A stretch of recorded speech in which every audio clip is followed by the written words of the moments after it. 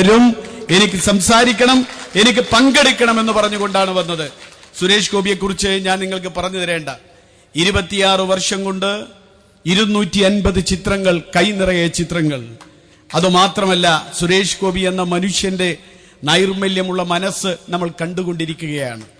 ഇന്ന് ഞാൻ സുരേഷ് ഗോപി വരുന്നുണ്ട് എന്ന് പറഞ്ഞപ്പോൾ നിരന്തരമായ കോളുകൾ. 2 ദിവസമായി ഞാൻ ഫോൺ തന്നെ എടുത്തിട്ടില്ല.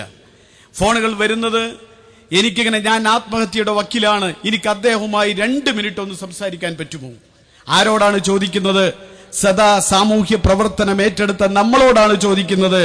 ഞാൻ ഒരു ആത്മഹത്യയുടെ വക്കീലാണ്, എനിക്ക് സുരേഷ് ഗോപിയുമായി 2 മിനിറ്റ് ഒന്ന് സംസാരിച്ചാൽ അതിനുള്ള അവസരം ഉണ്ടാക്കി തരുമോ എന്ന് ചോദിക്കുമ്പോൾ നമ്മുടെ സാമൂഹ്യ പ്രവർത്തനത്തെക്കാൾ എത്രയോ ഉന്നതിയിലാണ് സുരേഷ് ഗോപിയുടെ പ്രവർത്തനമെന്ന് കൃത്യമായി ബോധ്യപ്പെട്ടതുകൊണ്ടാണ് നിരവധി ആളുകൾ, ഞാൻ നിലമ്പൂരിലേക്ക് വരുമ്പോൾ തന്നെ എന്നോട് പറഞ്ഞത്, പരിപാടിയിൽ കൊടീശ്വരൻ പരിപാടിയിൽ പങ്കെടുത്ത ഒരു മലപ്പുറംകാരനുണ്ട്, ഭയങ്കര കഷ്ടപ്പാടാണ്, അദ്ദേഹത്തെ എങ്ങനെയെങ്കിലും എന്റെ മുൻപിൽ ഒന്ന് കൊണ്ടുവരണം എന്ന് എന്നോട് നേരിട്ട് പറയുന്ന കാഴ്ച എനിക്ക് സത്യം പറഞ്ഞാൽ എനിക്ക് വിശ്വസിക്കാനായില്ല.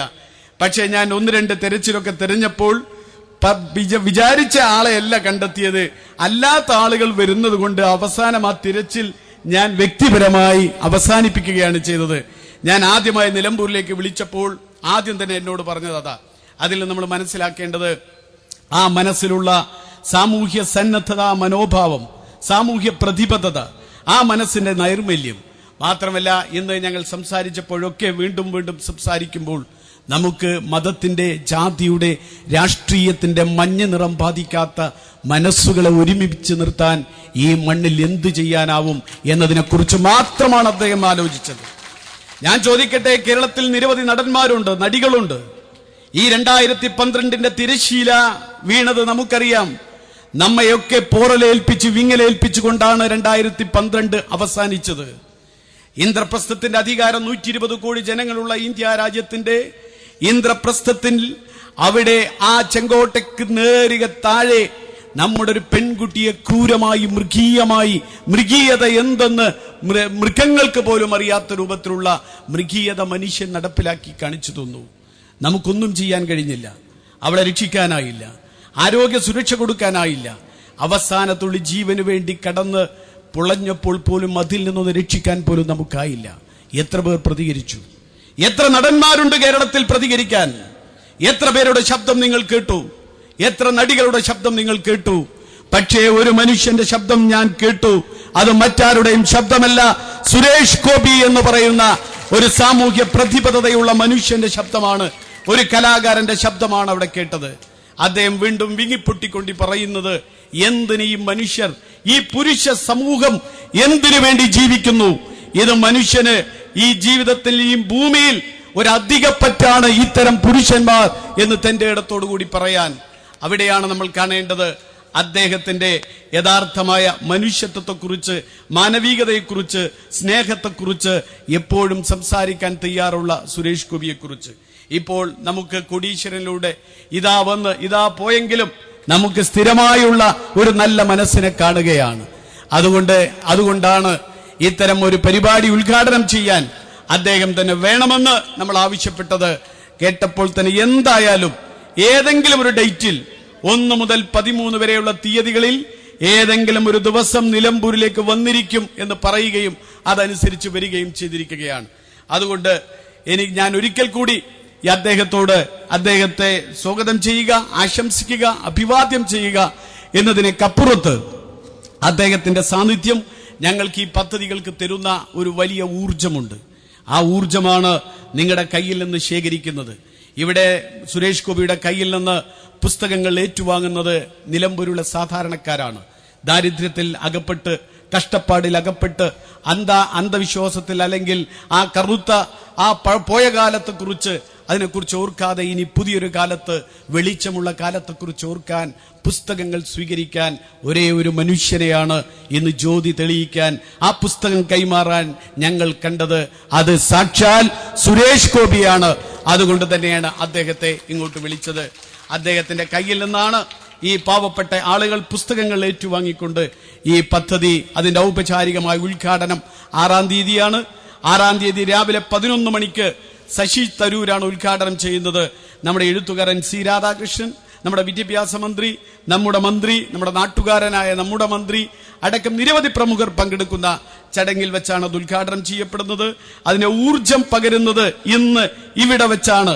ഈ പുസ്തക കൈമാറ്റത്തിലൂടെയാണ് ഈ ഊർജം ഞങ്ങൾക്ക് പകർന്നു നൽകണം എന്നാണ് നമ്മൾ പറയുന്നത്.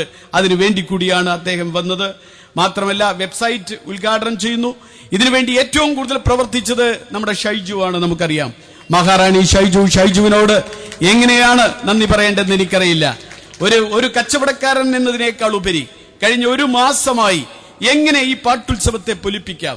ഇപ്പോ ഞങ്ങൾ സത്യം പറഞ്ഞാൽ 2 ദിവസം മുൻപാണ് വരും എന്ന് ഞാൻ ഉറപ്പുവരുത്താൻ അല്പം എന്റെ അടുത്ത് താമസിച്ചു പോയതാണ്.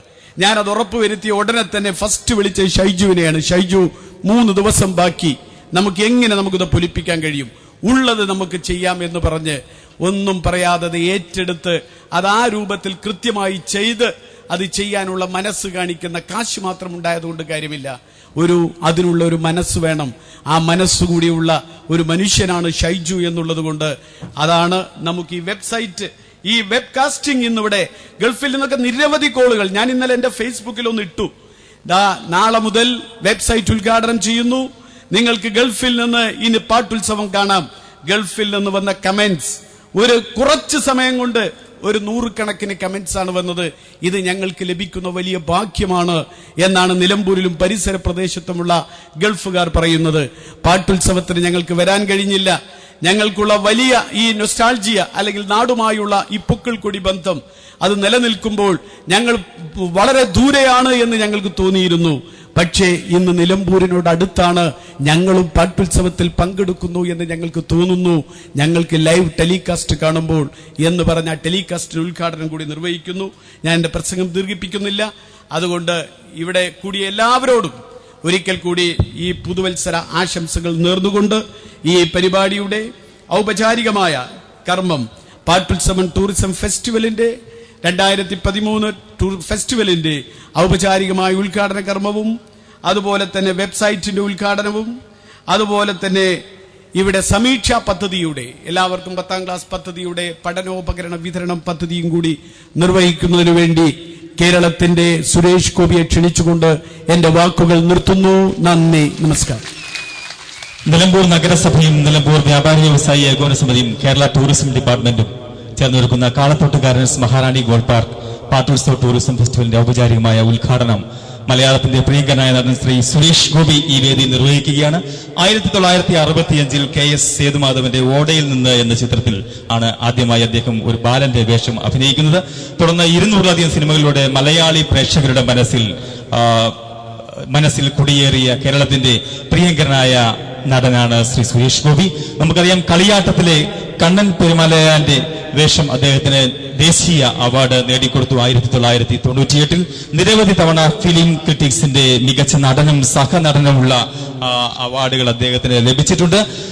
നമുക്കറിയാം, 1992 തലസ്ഥാനം, 93 ഏകലവ്യൻ, 93 തന്നെ മാഫിയ, 1994 നമ്മളെല്ലാവരും എപ്പോഴും ഓർക്കുന്ന കമ്മീഷണർ എന്നിവയിൽ എപ്പോഴും മലയാളികൾ ആഗ്രഹിക്കുന്ന, മലയാളികൾ പ്രതീക്ഷിക്കുന്ന കഥാപാത്രങ്ങൾക്ക് ജീവൻ നൽകിയിട്ടുള്ള പ്രിയങ്കരനായ മലയാളത്തിന്റെ നടനാണ് ശ്രീ സുരേഷ് ഗോപി.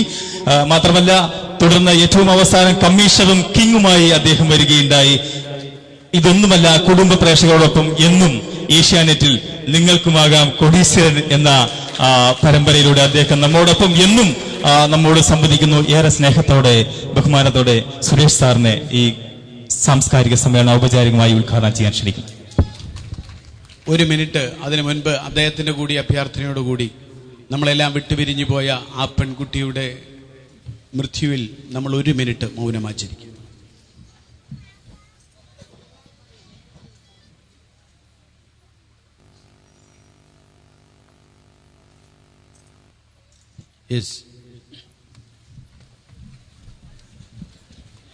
ഭദ്രദീപം കൊളുത്തി അദ്ദേഹം നമ്മോട് സംസാരിക്കുന്നു.